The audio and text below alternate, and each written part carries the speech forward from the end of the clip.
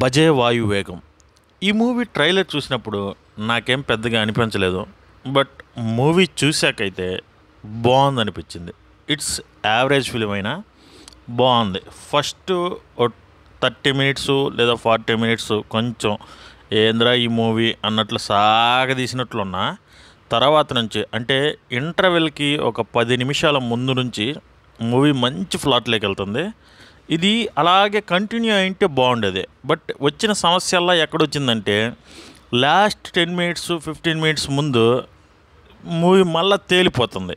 అంటే ఏందో మనం ఎక్స్పెక్ట్ చేస్తాం, అది చాలా సింపుల్గా జరిగిపోయింది.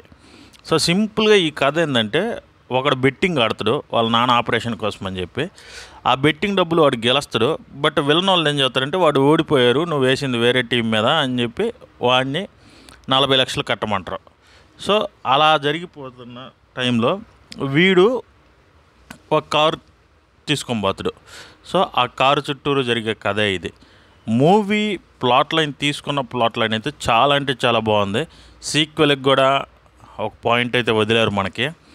బట్ ఈ మూవీని కార్తికేయ తన భుజాల మీద మోసాడనే చెప్పాలి. మ్యూజిక్ అయితే బాగలేదు, సాంగ్స్ అయితే రాడ్డనే చెప్పాలి.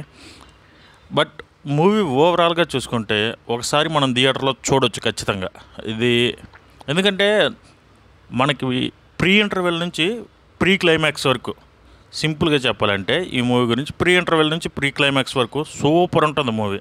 ఆ ముందు నడిచిన కథ, ప్రీ ఇంటర్వెల్ తర్వాత నడిచిన కథ, పోస్ట్ ఇంటర్వెల్ తర్వాత నడిచిన కథ, ప్రీ క్లైమాక్స్ తర్వాత నడిచిన కథ, ఇలా డివైడ్ చేసి చూస్తే ఈ మూవీని ఈ మధ్యలో ఏదైతే ప్రీ ఇంటర్వెల్ నుంచి ప్రీ క్లైమాక్స్ వరకు ఏదైతే ఉండిద్దో అదైతే సూపర్ ఉంటుంది.